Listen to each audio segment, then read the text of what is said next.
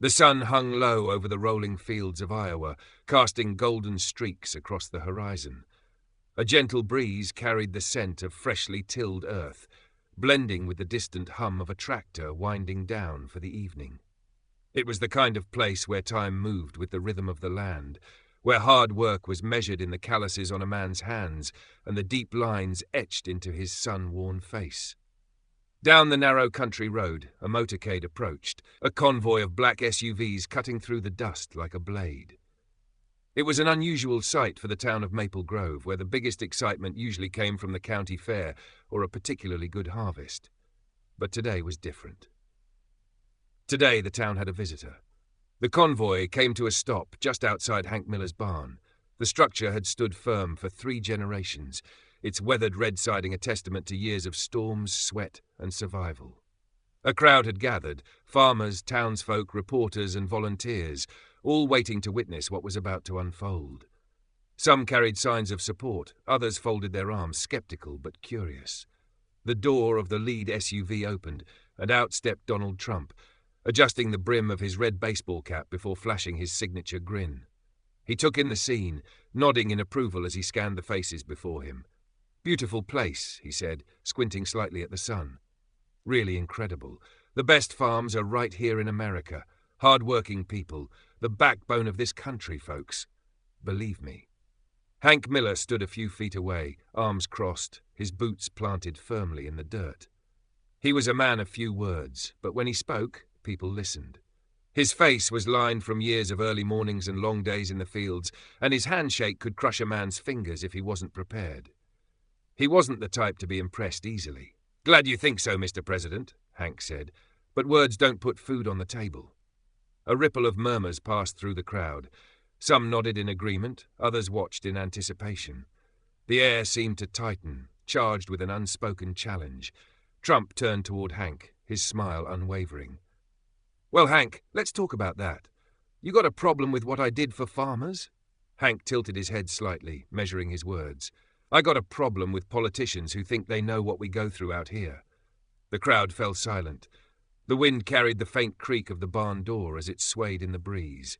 Trump took a step forward. "You know I made the biggest deals for farmers. Nobody fought harder for you.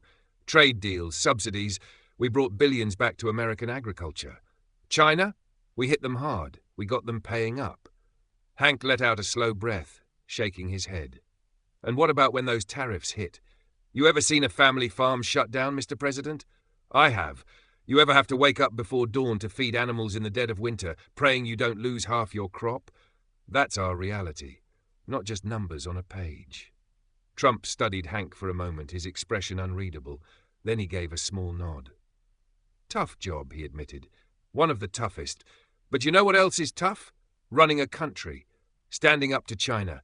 Standing up to globalists trying to take your land and turn it into parking lots. And let me tell you, when I was in office, we weren't letting that happen." Hank let out a sharp exhale, eyeing the man before him.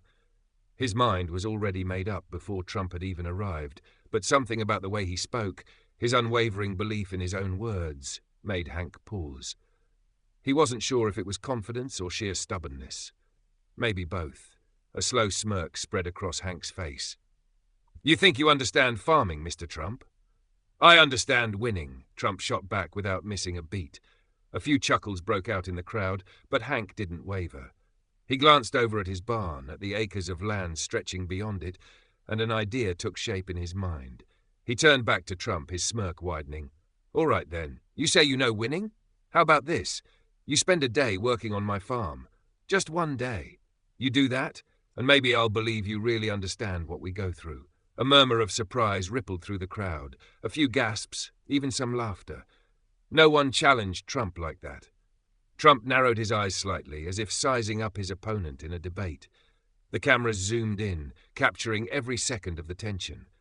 Then, after a long pause, a grin spread across his face. "You know what, Hank? I like a challenge. You got yourself a deal."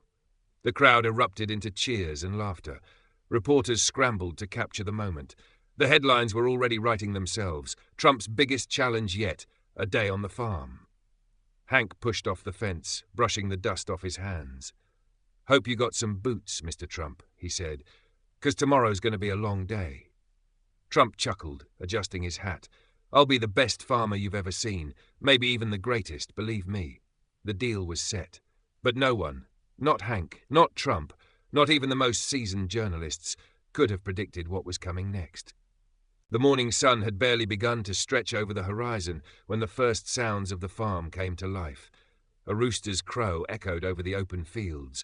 The rhythmic clanking of metal rang from the barn, and the scent of damp earth mixed with the cool, crisp air of dawn. It was the kind of morning that farmers knew well, the kind that separated those who worked the land from those who merely admired it. Today, however, there was a new visitor about to experience it firsthand. Inside Hank Miller's farmhouse, the scent of freshly brewed coffee filled the kitchen as Hank leaned against the counter, sipping from a heavy ceramic mug.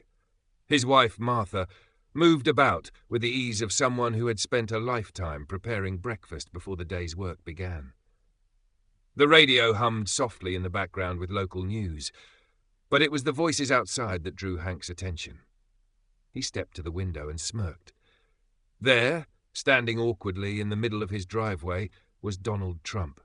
Dressed in a crisp white button-down shirt, a red Make America Great Again cap, and brand-new cowboy boots that had clearly never seen a day of work, he looked as out of place as a city man at a cattle auction. Behind him, a group of aides and cameramen whispered among themselves, already preparing to document every moment. Hank set his coffee down, grabbed his hat, and stepped outside. "You're early," he called out, his voice carrying over the gravel driveway. Trump turned, flashing a grin. "Of course I am. The best workers always show up early. Nobody shows up earlier than me. I'm a hard worker, Hank. Ask anybody." Hank chuckled, shaking his head. "We'll see about that." He gestured for Trump to follow him toward the barn. As they walked, Hank pointed at the towering silo in the distance. "You ever work on a farm before, Mr. Trump?" Trump waved a hand dismissively. "I've done everything. Built skyscrapers, made deals, fixed the economy. Farming? How hard can it be?" Hank grinned. "You might be in for a surprise." The moment they stepped inside the barn, the smell of hay and livestock hit Trump like a wall. He wrinkled his nose slightly but kept his composure. Rows of stalls lined the space, and inside cows shifted lazily, chewing on their morning feed. The sound of snorting, shuffling hooves, and an occasional low moo filled the air.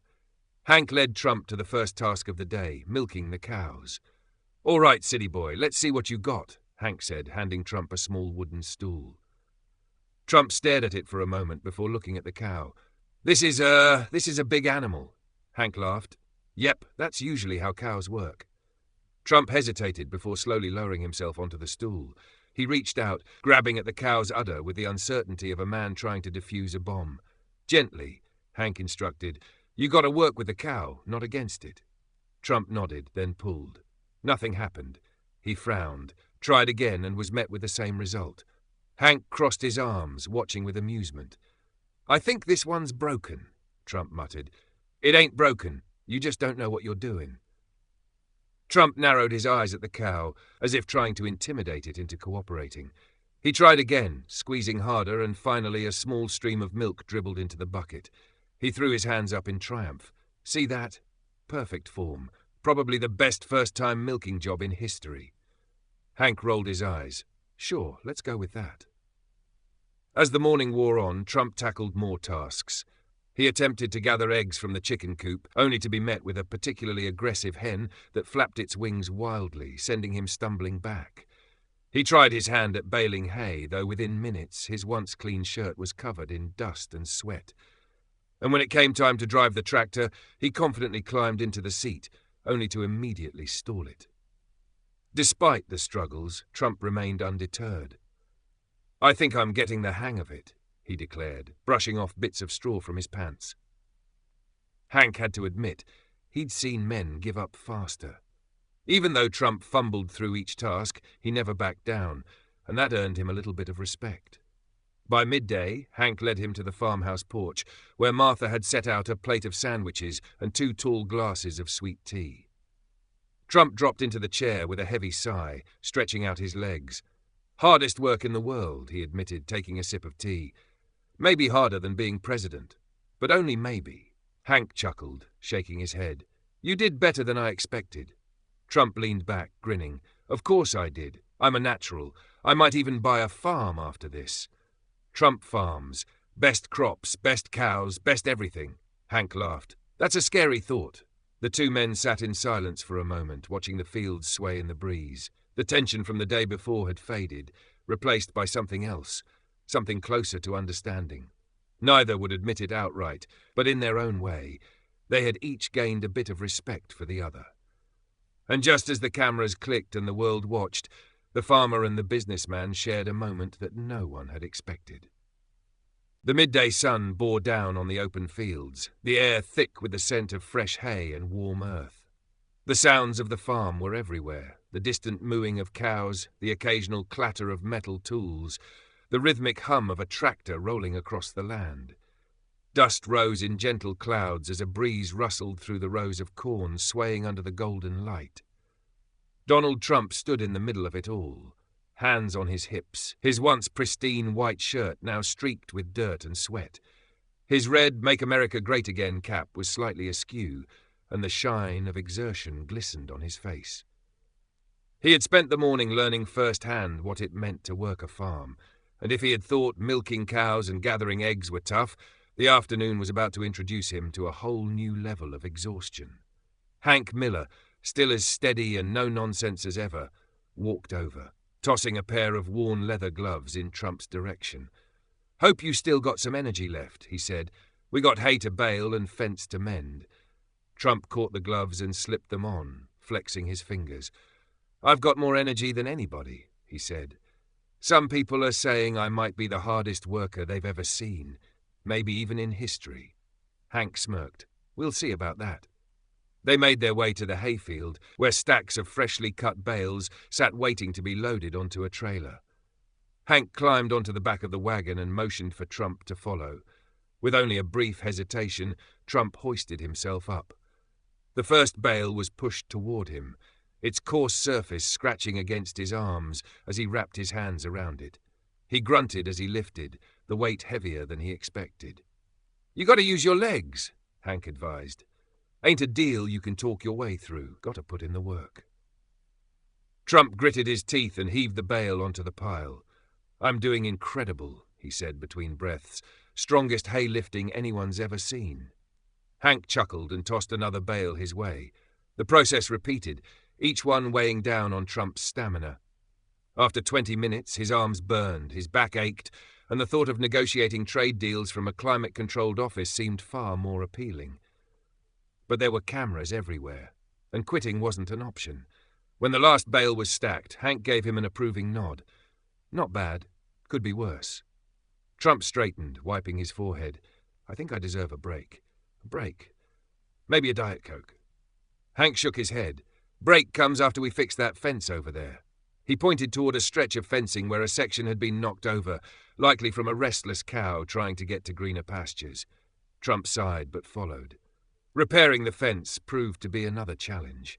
Hank worked with the ease of a man who had done it 1,000 times before, driving stakes into the ground and stretching the barbed wire taut. Trump, on the other hand, fumbled with the wire, nearly tangling himself at one point.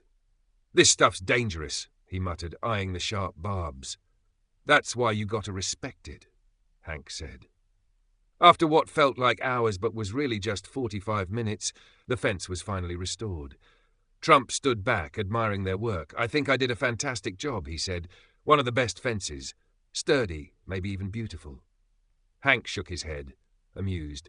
"I'll give you this, you stuck with it. Most folks who ain't used to this kind of work tap out long before now." Trump grinned. "Well, I'm not most folks." The day continued with more tasks, checking on the livestock, refilling water troughs, even shoveling manure, which Trump declared was definitely a setup, but did anyway with exaggerated determination. By the time the sun dipped toward the horizon, painting the sky in streaks of pink and orange, Trump sat on the farmhouse porch, a glass of iced tea in hand, exhaustion settling deep in his bones. Hank sat beside him, his own glass resting on his knee. "You put in a good day's work," Hank admitted. "Still don't think you'd make it a week, though." Trump smirked. "Oh, I'd be the best farmer. But, I have very important things to do, like saving the country." Hank chuckled. Yeah. They sat in comfortable silence, watching as the last light of the day faded behind the fields. The tension from their first meeting had eased into something different. Not quite friendship, but something close, an understanding between two men who had walked vastly different paths, but for a brief moment had shared the same road. And as the cameras clicked and the world watched, neither of them could have guessed just how much this day would be talked about in the days to come. The stars were just beginning to scatter across the sky by the time the last bit of light faded behind the fields. The air had cooled, carrying the scent of freshly turned soil and cut hay, and the sounds of the farm had quieted to a gentle hum, the occasional rustle of the wind through the crops, the distant lowing of cattle settling in for the night. It was the kind of peace only found in places like this, where the world moved at the pace of the land, not the ticking of a clock. Donald Trump sat back in his chair on the farmhouse porch, stretching his legs out in front of him, his once crisp shirt now wrinkled, streaked with dirt, and slightly torn near the sleeve. His red cap sat crooked on his head, and for once he didn't adjust it. He took a slow sip of his iced tea, the condensation running down the side of the glass. He had to admit, this was different.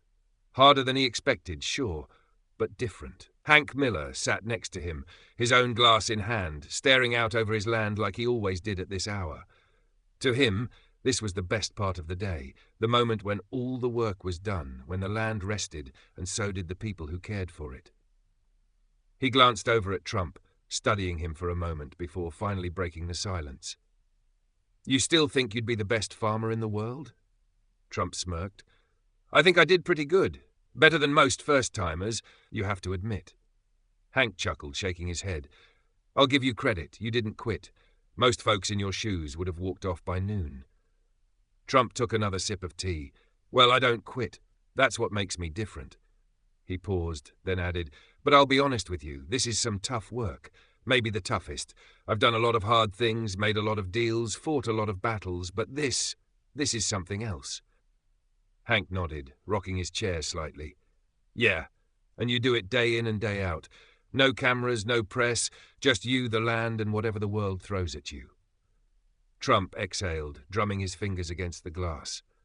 "You know, Hank, when I talk about making America great, I mean people like you, the farmers, the ones who keep this country running. Nobody respects that more than me." Hank raised an eyebrow. "Is that so?" Trump turned to face him. "Absolutely. Look at this place. Look at the work you do. It's incredible. And I'll tell you something. Most people in Washington, they don't get it. They don't know what it's like to wake up before the sun, to fight for every dollar, to depend on the weather and the land. They think they know, but they don't. I've seen it now, and I respect it more than ever." Hank studied him, trying to gauge whether this was just another line, another way to win the moment. But there was something different in Trump's voice this time. Something less polished, less rehearsed. Maybe it was the exhaustion talking, or maybe, just maybe, there was a hint of real understanding in there somewhere. "You ever think about what happens when the cameras leave?" Hank asked, taking another sip of tea. Trump furrowed his brow. "What do you mean?" Hank leaned forward slightly, resting his elbows on his knees. "I mean, after today, after this little experiment is over, after the headlines run their course, what happens then? Do we go back to being forgotten, or does something actually change?" Trump was quiet for a moment, tapping his fingers against the armrest of his chair. Then he nodded. "I get it, Hank. You want action, not words." He leaned in slightly. "And I promise you, if I get the chance, I'll fight for farmers harder than anyone, because now I see it. I really see it." Hank held his gaze for a long moment before finally nodding. "Well, I guess we'll see if you keep your word." Trump grinned. "Nobody keeps their word better than me." Martha stepped onto the porch then, wiping her hands on her apron. "You boys ready for some dinner?" Trump sat up straighter, his exhaustion momentarily forgotten. "What's on the menu?" "Fried chicken, mashed potatoes, fresh cornbread." Trump's face lit up. "That's the best thing I've heard all day." Hank chuckled as he stood, stretching his back. "Come on, city boy, you earned it." As they stepped inside, the warm glow of the kitchen light spilling over them, something unspoken settled between the two men. They might never fully see eye to eye, But in this moment, on this farm, under this sky, they understood each other just a little bit more than they had before. And maybe, just maybe, that was enough to make a difference. The kitchen was alive with the rich aromas of fried chicken, buttered corn, and freshly baked cornbread. The wooden table, long worn from years of meals and conversation, sat at the center of it all, lined with steaming dishes that made the long day's work worth it. The glow of the overhead light cast a warm hue across the room, reflecting off the framed photos lining the walls, generations of millers who had lived, worked, and poured their sweat into this land. Donald Trump pulled out a chair and sat with a heavy sigh, stretching his sore arms. His body ached in places he didn't even know could ache, and his hands, normally more familiar with holding microphones and shaking hands at rallies, were rougher now, lined with the dust and toil of farm work. He glanced down at them, almost in disbelief, before reaching for a piece of cornbread. Hank Miller settled into his usual chair at the head of the table, while Martha placed a generous helping of food onto each plate. "Dig in," she said with a satisfied nod, taking her own seat. Trump didn't need to be told twice. He took a bite of the fried chicken, his eyes widening. This is incredible," he said, pointing at the piece in his hand. "I mean, I've had great food, the best food, but this might be the best chicken I've ever had." Martha chuckled, shaking her head. "Well, I appreciate that, Mr. Trump." Hank smirked. "See, farm life ain't all bad." Trump took another bite, nodding. "No, it's not. It's tough, but it's real, and I respect that more than ever." He leaned back slightly, looking at Hank. "I meant what I said earlier. Farmers like you, you're the backbone of this country, and I'll tell you, I've learned a lot today." Hank wiped his mouth with his napkin. "And what exactly did you learn?" Trump set his fork down and looked around the room, his gaze lingering on the old clock ticking softly on the wall. "I learned that nothing comes easy out here, that every dollar is earned, that a bad season can mean losing everything. And I learned that Washington doesn't get it, not the way they should." Hank studied him for a moment. "And what are you going to do with that knowledge?" Trump leaned forward, his expression serious. "I'm going to fight for you, for all of you. The regulations, the costs, the trade deals. It's all stacked against farmers, and it shouldn't be. I saw it today. I felt it. And believe me, nobody is going to fight harder than me to make sure farmers aren't forgotten." Hank nodded slowly, chewing on Trump's words as much as his food. He'd heard plenty of politicians make promises before, plenty of speeches about helping the people who worked the land. But there was something different in the way Trump said it. Not just because of the words, but because of the way he sat there, exhausted and sore, wearing the proof of a hard day's work on his shirt and skin. Martha broke the silence. "Well, I hope you do. We need people in power who actually understand what life's like for folks out here." Trump looked at her, nodding. "I hear you. Loud and clear." The rest of the meal was filled with conversation, stories from the farm, laughter at Trump's less than graceful moments throughout the day, and even a few debates on politics and policy. But for the first time since arriving, the tension that had once filled the air was gone. It was just people, sharing a meal, finding common ground in a place neither of them had expected. As the plates were cleared and the last of the sweet tea was sipped, Trump stood and stretched. "Well, Hank, I have to say, you run a hell of an operation here, and you've got a good family." Hank stood too, nodding. "Appreciate that, and I'll admit, you stuck it out better than I thought you would." Trump grinned. "Of course I did. I'm the best at sticking things out." Hank chuckled, shaking his head. "Sure you are." They stepped outside onto the porch, the night air cooler now, the sky a blanket of stars stretching endlessly above them. The sound of crickets filled the silence, and for a moment both men simply stood there, taking it in. Trump took a deep breath. "You know, Hank, I could get used to this." Hank smirked. "Don't go buying a farm just yet. You might miss those gold-plated elevators of yours." Trump laughed. "Maybe, but this is America, the real America." He turned to Hank and extended a hand. "Thanks for today, really." Hank looked at him, then at the outstretched hand. After a brief moment, he took it, giving it a firm shake. "You take care, Mr. Trump." Trump nodded, then turned toward the waiting SUV, where his aides stood ready to whisk him back to the world of flashing cameras and campaign rallies. As he walked away, he called back over his shoulder, "Don't be surprised if you see me back here someday." Hank chuckled, watching the taillights disappear down the dirt road. Then he turned, looking out over his fields, the land that had been his life for as long as he could remember. Martha stepped beside him, wrapping her arms around herself against the night breeze. "You think he meant all that?" Hank let out a long breath, considering. Then he shrugged. "Guess we'll find out." And with that, they stepped inside, back to the quiet rhythm of their lives, knowing that for one strange, unexpected day, their world and his had collided in a way no one could have predicted. And maybe, just maybe, it had changed something after all.